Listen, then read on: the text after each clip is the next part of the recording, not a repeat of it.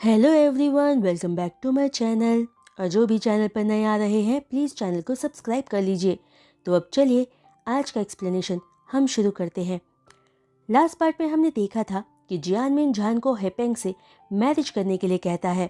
वहीं झान अपने डैड से लिंग जाओ जैसी सेम कार पाने के लिए जानबूझकर ग्रैंड माँ के सामने कार खरीदने की बात करता है, जिस पर ना चाहते हुए भी जियानमिन को ग्रैंड माँ तिंग्यू की वजह से मानना पड़ता है। फिर झान को पता चलता है कि लीशान का बेटा भी फई के न्यू स्कूल में ही पढ़ता है और लीशान के कहने पर झान उसके साथ इवनिंग में बच्चों को स्कूल से एक साथ लेने जाता है। जब लीशान और झान दोनों ही किंडरगार्टन पहुंचते हैं तो उन्हें पता चलता है कि उन दोनों के ही बच्चे सेम क्लास में ही पढ़ते हैं, क्योंकि क्लासरूम में बस वो दोनों ही रह गए थे जहां फई और एक चबी बॉय आपस में एक पेपर टॉय को बनाने को लेकर बहस कर रहे थे। और वो दोनों जैसे ही अपने पेरेंट्स को देखते हैं फौरन खुश होकर उनके पास आ जाते हैं, जहां जान लीशियान को फई से पहले इंट्रोड्यूस करवाता है। फई, ये मिस्टर ली हैं, तुम्हारी मम्मी के बॉस। जिस पर फई अपना इंट्रोडक्शन खुद देती है। हेलो मिस्टर ली, मेरा नाम श्याओ फई है। फई की मीठी और प्यारी आवाज़ सुनकर लीशियान अपना हाथ फई की तरफ बढ़ाते हुए कहता है, हेलो, मैं ली याशिन का फादर हूँ। ये सुनते ही फई हैरानी से अपनी आंखें बड़ी करते हुए लिटिल चबी बॉय से कहती है, याशिन, तुम्हारे डैड तो तुमसे कहीं ज़्यादा हैंडसम है। क्या तुम सच में इनके बायोलॉजिकल सन हो? फई की बात से दुखी होकर सिसकियां लेते हुए याशिन अपने डैड से पूछता है, डैडी, क्या मैं सच में आप ही का बेटा हूँ? जिस पर स्ट्रेट फेस के साथ लीशियान अपने बेटे को जवाब देता है कि ऑफ कोर्स वो उसी का बेटा है। जिस पर याशिन अपने डैड को बताता है कि उसने बड़ों को बात करते सुना है कि याशिन अपने डैड जैसा नहीं दिखता, तो शायद वो उसका बेटा नहीं है। तो क्या इसीलिए वो भी एक दिन उसे उसकी मॉम की तरह छोड़कर चले जाएंगे? अपने बेटे को रोते हुए ये सब कहता सुनकर लीशियन याशिन को प्यार करते हुए कहता है, बेटा, तुम्हें किसी की भी बेकार बातों को सुनने की कोई ज़रूरत नहीं है। तुम मेरे ही बेटे हो और मैं तुम्हें कभी छोड़कर नहीं जाऊंगा। और तुम्हें रोता देखकर मुझे बिल्कुल भी अच्छा नहीं लगता। और वैसे भी तुम्हें याद रखना चाहिए कि हम मैन हैं, जिसे रोना कभी नहीं चाहिए। जिस पर याशिन रोते हुए ही हाँ में सिर हिला देता है। लीशियान और याशिन के बीच की बातों को सुनकर जान को पता लग रहा था कि शायद लीशियान का उसकी वाइफ से डिवोर्स हो चुका है और बच्चे की कस्टडी उसके पास है। इसलिए याशिन को लगता है कि उसकी मॉम उसे छोड़कर चली गई है और शायद यही कारण है कि याशिन इतना सेंसिटिव और फ्रजाइल बन चुका है। तभी जान झुककर फई के कानों में कुछ कहता है तो फई आगे बढ़कर याशिन के हाथ को पकड़ते हुए कहती है, याशिन, अब से हम दोस्त हैं और अगर कोई आज के बाद तुमसे ये कहने की हिम्मत करेगा कि तुम मिस्टर ली के बेटे नहीं हो तो मैं उसकी बहुत पिटाई करूंगी, क्योंकि फई बहुत स्ट्रांग है। फई की बातों से अचानक याशिन रोना बंद करके फई को देखकर स्माइल कर देता है और फई को थैंक यू कहता है कि अब उसके पास भी एक दोस्त है। फिर जान फई याशिन और याशिन ली शियान का हाथ पकड़कर किंडरगार्टन से बाहर निकल आते हैं। अगर कोई सच ना जानता हो तो उन्हें देखकर कोई भी यही समझेगा कि वो एक फैमिली है। तभी ली शियान की कार के पास आकर जान फई को मिस्टर ली और याशिन को गुड बाय कहने को कहता है, पर याशिन अपने नए दोस्त से अलग नहीं होना चाहता था, तो अपने डैड से कहकर फई को अपने घर इनवाइट करने को कहता है। जिस पर फई उसके घर फिर किसी और दिन चलेगी कहती है, तो उदास होकर याशिन ली शियान की तरफ देखता है। ली शियान अपने बेटे को उदास नहीं देखना चाहता था और फई को इनोसेंट और इतना पॉजिटिव पाकर वो अपने बेटे को फई के आसपास रखना चाहता था, ताकि फई की क्वालिटीज उसके बेटे में भी आने लगे। ये सोचकर ली शियान जान को टाइम चेक करते हुए कहता है, मिस्टर शियाओ, डिनर का टाइम भी होने वाला है, तो क्यों ना हम बच्चों को डिनर के लिए ले चलें, जिससे ये दोनों आपस में थोड़ी देर और मस्ती कर लेंगे। आप क्या सोचते हो इस बारे में? तभी जान के कंफ्यूज लुक को देखकर जान को मना करने का मौका ना देते हुए लीशियन आगे कहता है, मिस्टर शियाओ, वैसे भी आपने लास्ट टाइम कहा था कि आप मुझे डिनर की ट्रीट देंगे, तो आज ही वो दिन समझ लीजिए। जान को डिनर के लिए ले जाने के पीछे लीशियन का मकसद सिर्फ याशिन को फई के साथ रखना था कि तभी जान याशिन की तरफ देखता है जिसका वो दिल दुखाना नहीं चाहता था, और ऊपर से उसने लीशियान को डिनर का प्रॉमिस भी किया था। तो दोनों बातों को सोचते हुए वो लीशियान को हाँ कर देता है, जिसे सुनकर याशिन बहुत खुश होता है और फई का हाथ पकड़कर लीशियान की कार की तरफ चलने लगता है। फिर लीशियान सबको लेकर एक चिल्ड्रन फ्रेंडली रेस्टोरेंट में ले जाता है, जहाँ जान बच्चों के साथ बैठता है और लीशियान फूड ऑर्डर करने चला जाता है कि तभी जान का फोन रिंग करता है। तो वो यीबो का कॉल था। अपने फोन के स्क्रीन पर मिस्टर वोंग का नाम देखकर जान अपनी बाहें सिकोड़े सोचने लगता है कि अब इसने मुझे दोबारा परेशान करने के लिए फोन क्यों किया है। अब मुझे पता चला भूत का किसी के पीछे पड़ना का क्या मतलब है। फई जो जान के पास बैठी थी देख लेती है कि ये उसके हैंडसम अंकल का कॉल था, पर जब जान को देखती है जो सिर्फ फोन को घूरे जा रहा था, अपने मॉम को उसकी सोच से बाहर लाते हुए कहती है, मॉम ये हैंडसम अंकल का कॉल है, तो आप कॉल क्यों नहीं उठा रहे हो? क्या पता उनको आपसे कोई ज़रूरी बात करनी हो। पर इस पर भी जान का कॉल रिसीव करने का मन नहीं होता, ये सोचकर कि यीबो का इम्पोर्टेंट काम इस वक्त यही होगा कि वो मुझसे पूछ सके कि हम हमारे पेरेंट्स को कब मिलवा सकते हैं। लेकिन जब फई देखती है कि जान का कोई इरादा नहीं है कॉल उठाने का, तो अपने मॉम से कहती है, मॉम क्या पता वो आपके लिए नहीं बल्कि मेरे लिए कॉल कर रहे हों, क्योंकि शायद वो मुझे मिस कर रहे हों, तो मैं ही कॉल रिसीव कर लेती हूँ। ये कहकर फई कॉल रिसीव कर लेती है और जान भी उसे नहीं रोकता, ये सोचकर कि उसके पास यीबो को कहने के लिए कुछ भी नहीं है, तो फई कॉल रिसीव करे यही बेहतर होगा। तभी फई कॉल रिसीव करके हैप्पीली साउंड करते हुए हेलो हैंडसम अंकल कहती है, जिसकी प्यारी आवाज़ सुनकर यीबो कहता है, बेबी गर्ल क्या तुमने मुझे मिस किया? जिस पर फई हाँ कहती है। तो यीबो पूछता है कि उसने अपने हैंडसम अंकल को कितना मिस किया, तो फई दुखी आवाज़ में कहती है, मैंने आपको इतना मिस किया कि आपको याद करके मैं ठीक से खा भी नहीं पाती हूँ और दिन ब दिन दुबली होती जा रही हूँ। फई की बातें सुनकर जान हैरान नज़रों से फई को देखते हुए सोचता है कि आखिर उसकी बेटी ने ऐसी बातें करना कहाँ से सीख लिया। वहीं फई के इस जवाब पर यीबो जोर जोर से हंसने लगता है और अपने डीप वॉइस में कहता है, फई मैंने भी तुम्हें बहुत मिस किया। तो इस पर फई यीबो की नकल करते हुए पूछती है कि उसके हैंडसम अंकल ने उसे कितना मिस किया। तो यीबो बिना झिझके कहता है, मैं तुम्हें इतना मिस करता हूँ कि मैं तुम्हारे साथ हर रोज़ रहने की उम्मीद करता हूँ, ताकि तुम्हारी स्माइल मैं रोज़ देख पाऊँ। दरअसल यीबो की फीलिंग्स फई के लिए इतनी स्ट्रॉन्ग थी कि वो श्योर था कि लाइफ में कभी भी फई की आइडेंटिटी की वजह से उसका प्यार फई के लिए कभी कम नहीं होगा। पर जब भी उसे ये याद आता था कि फई डेरिन की बेटी है, उसे थोड़ा स्ट्रेस ज़रूर फील होता था इस बात को एक्सेप्ट करने में।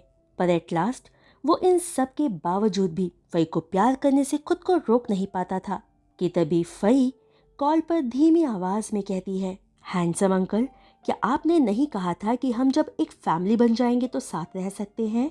तो मैं आपकी हेल्प करूंगी अपने मॉम का दिल जीतने में। ये सब बातें हल्की आवाज़ में कहने के बाद भी जान जो ठीक फई के साथ बैठा था सुन लेता है और थोड़ी स्ट्रिक्ट वॉइस में कहता है, फई तुम क्या कह रही हो? कुछ नहीं मॉम, मैं बस ये कह रही थी कि मैं हैंडसम अंकल को मिस कर रही हूँ। जिस पर जान फई को घूर कर देखते हुए कोल्ड टोन में कहता है, फई बेवकूफ़ मत बनाओ और कोई फालतू बात करने की कोई ज़रूरत नहीं है। जान की कोल्ड टोन को यीबो भी सुन लेता है, तो बात को पलटते हुए पूछता है, फई तुमने अभी तक खाना खाया या नहीं? तो फई बता देती है कि वो बस डिनर करने ही वाली है कि ठीक उसी वक्त लीशियान वापस सीट पर आकर बैठते हुए कहता है, मैं कुछ हल्के फूड ऑर्डर करके आया हूँ जो बच्चों के लिए ठीक रहेगा। थैंक यू मिस्टर ली। जान लीशियान की बात का जवाब देता है, लेकिन कॉल पर यीबो लीशियान की आवाज़ साफ साफ सुन लेता है। तो फई से कॉल पर पूछता है, फई तुम किसके साथ डिनर कर रही हो? जिस पर फई क्लियरली कह देती है कि उसके साथ उसके किंडरगार्टन का क्लासमेट है जो आज ही उसका दोस्त बना है और उसके फादर मिस्टर ली भी साथ में है। यीबो जैसे ही मिस्टर ली का नाम सुनता है तो अपनी बाहें सिकोड़े कहता है, फई अपने मॉम को फ़ोन दो, मैं उनसे बात करना चाहता हूँ। वो आपसे बात करना चाहते हैं। ये कहते हुए फई फ़ोन जान को दे देती है। जहान एक नज़र फ़ोन की तरफ देखकर कॉल आंसर करते हुए पूछता है, क्या बात है? जान, हम बस कल रात ही अलग हुए हैं और आज तुम बिना मुझे बताए किसी और आदमी के साथ डिनर कर रहे हो। क्या मिसेस वोंग अपने हस्बैंड को सीरियसली नहीं लेते? ये वो एक मजाकिया टोन में ये बात कहता है, पर जान उसके शब्दों में छुपे अनहैप्पीनेस को महसूस कर लेता है। इसलिए बिना यीबो के सवाल का जवाब दिए खुद उससे पूछता है, क्या तुमने खाना खा लिया? जिस पर यीबो अपनी टाई को लूज करते हुए आगे कहता है, नहीं, अभी नहीं, क्योंकि मिस्टर वांग को अपनी फैमिली के लिए पैसे जो कमाने हैं। लेकिन कैसा रहेगा अगर मिसेस वांग अपने हस्बैंड पर थोड़ी दया दिखाते हुए घर वापस आए और मेरे लिए कुछ कुक करे? जिस पर जान यीबो की बात पर कहता है, तुमने आज कुछ ज्यादा ही काम कर लिया है, तो अब घर जाओ और थोड़ा आराम करो। मुझे यकीन है आंटी ने अब तक तुम्हारे लिए एक सुपर डिलीशियस डिनर प्रिपेयर करके रखा होगा। तभी यीबो हल्का सा हंसते हुए पूछता है, क्या मिसेस वोंग मेरी फिक्र कर रहा है? जिस पर जान खामोश ही रहता है। तभी वो आगे पूछता है, क्या फई के क्लासमेट का फादर तुम्हारे पीछे है? जिसे सुनकर जान फौरन ना में जवाब देता है, तो ये वो पॉजेसिव होते हुए जान को कह देता है कि फ्यूचर में वो ऐसे किसी और के साथ बाहर डिनर करने ना आए। जिस पर जान पूछता है, क्या तुम्हारी बातें खत्म हो गई? तो इस बात पर ये वो एक शरारती बच्चा बनते हुए कहता है, नहीं, अभी मेरी बात खत्म नहीं हुई। तो ये बताओ कि क्या तुमने मुझे मिस किया? यीबो ने ये बात इतने सॉफ्ट टोन में प्यार से पूछी थी कि जान अपने आसपास सब कुछ भूलकर इस वक्त सिर्फ यीबो की सांसों और अपने दिल की धड़कनों को ही सुन पा रहा था। जान को यीबो की सांसें महसूस करना इस वक्त इतना अच्छा लग रहा था कि उसे पता ही नहीं चला कि वो खोया हुआ पिछले 1 मिनट से बिना कुछ कहे सिर्फ यीबो की सांसों को महसूस किए जा रहा था कि तभी ली शियान जान को खामोश देखकर कहता है, मिस्टर शियाओ, डिनर रेडी है। जान ली शियान की आवाज़ से अपने सेंसेस में वापस आते हुए यीबो से कहता है, ओह, मैं कॉल रखता हूँ। तभी यीबो सॉफ्ट टोन में जान को रिमाइंड कराते हुए कहता है, ऐसा नेक्स्ट टाइम नहीं होना चाहिए और डिनर के बाद वही को लेकर सीधे घर जाना। बाहर बेकार में घूमने की कोई ज़रूरत नहीं और ये मत भूलना कि तुम मैरिड हो, तो इसलिए बिहेव योरसेल्फ। यीबो की बात से जान को गुस्सा आ जाता है और वो सोचता है, ये यीबो वो शादी याद दिला रहा है जो 1 महीने में ख़त्म होने वाली है, और भला मैंने कब अच्छे से बिहेव नहीं किया? मैं तो बस अपने कॉलीग के साथ डिनर कर रहा हूँ, और वो भी बच्चों के साथ। ये सोचते हुए जान अनोइंग टोन में कहता है, मुझे अच्छे से पता है कि क्या करना है और क्या नहीं करना है, तो मुझे याद दिलाने की कोई ज़रूरत नहीं है। वेल, ये तो अच्छी बात है। यीबो इस वक्त सच में बहुत थका हुआ साउंड कर रहा था, मानो उसमें और बात करने की हिम्मत ही ना हो, और ये बात जान भी महसूस कर पा रहा था। इसलिए वो मन में यीबो के लिए परेशान हो रहा था, ये सोचकर कि यीबो तो हमेशा से ही एक हेल्दी और ताकतवर इंसान रहा है जिसे कोई भी चीज़ आसानी से थका नहीं सकती, तो आज वो इतना कैसे थक गया? क्या उसे काम में कोई परेशानी हुई है?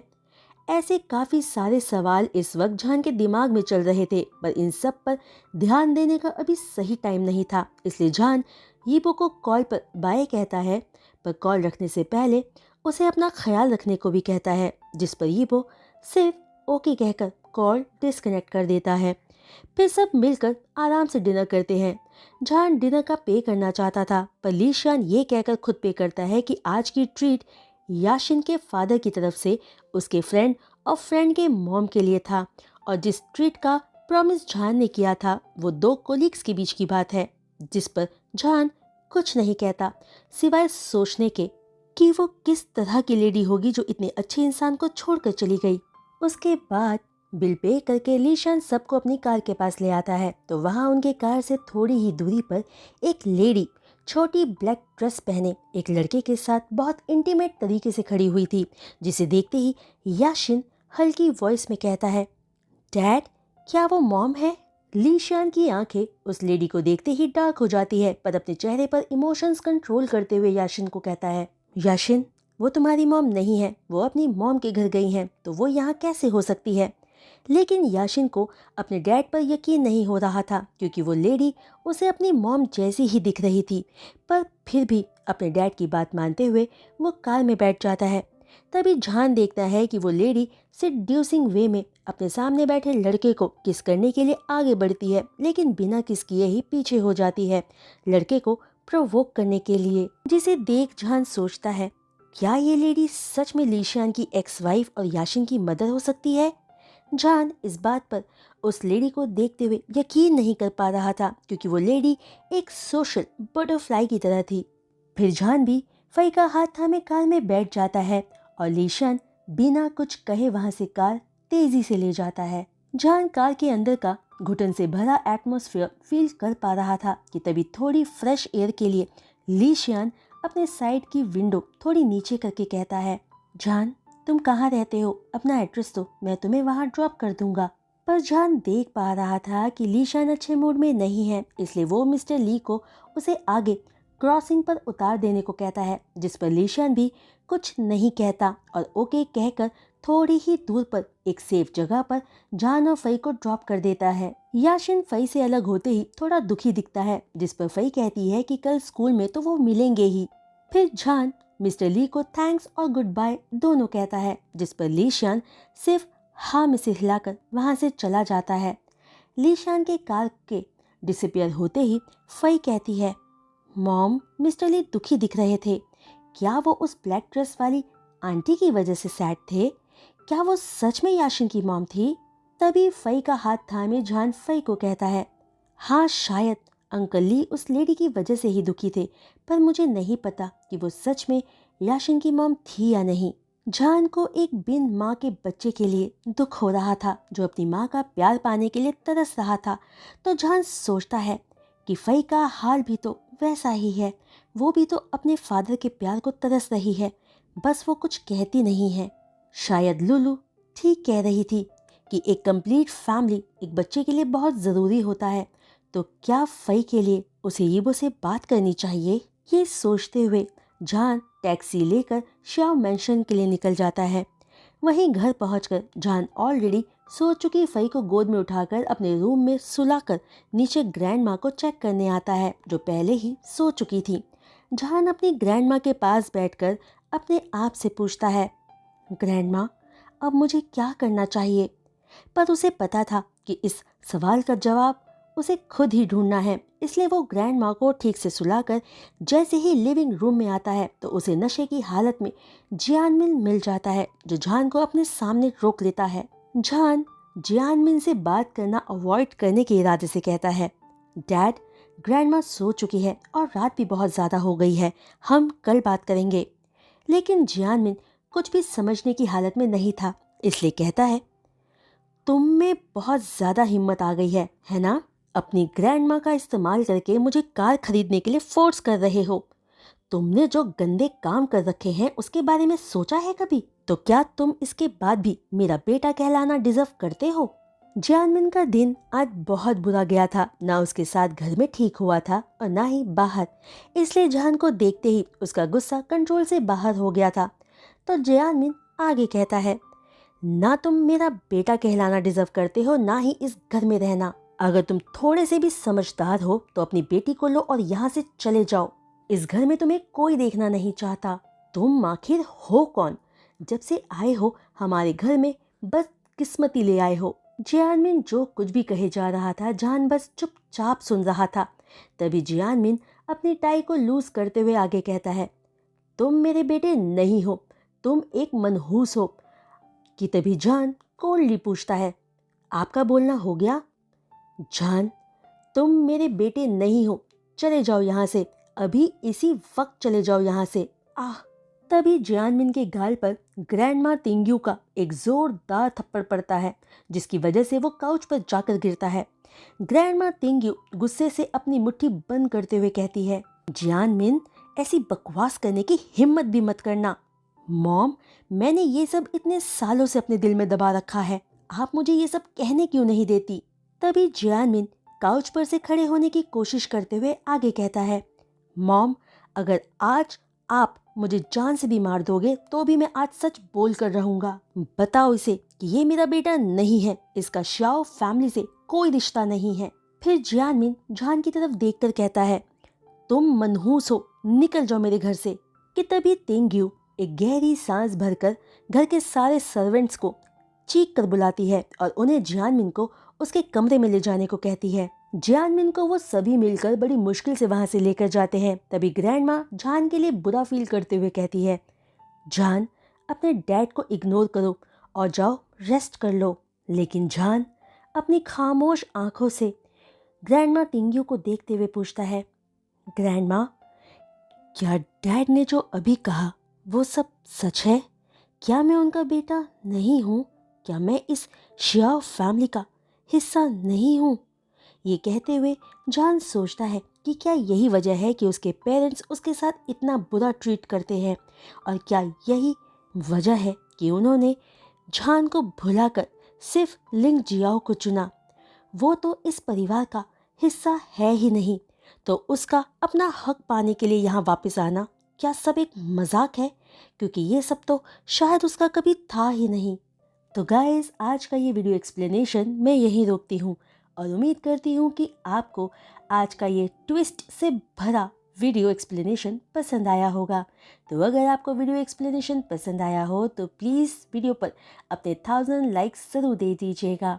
और जो भी चैनल पर नए आ रहे हैं प्लीज़ चैनल को सब्सक्राइब और बेल आइकन को हिट करना बिल्कुल भी मत भूलिएगा। और हाँ, जो कोई भी किसी रीज़न की वजह से चैनल को सब्सक्राइब नहीं कर पा रहे हैं तो प्लीज़ अपना लाइक मेरी वीडियोस पर ज़रूर दे दिया कीजिए। इतना तो आप सब कर ही सकते हैं, है ना? तो बस आज के लिए बस इतना ही। मैं जल्द लौटूंगी न्यू वीडियो एक्सप्लेनेशन के साथ। तब तक के लिए बाय।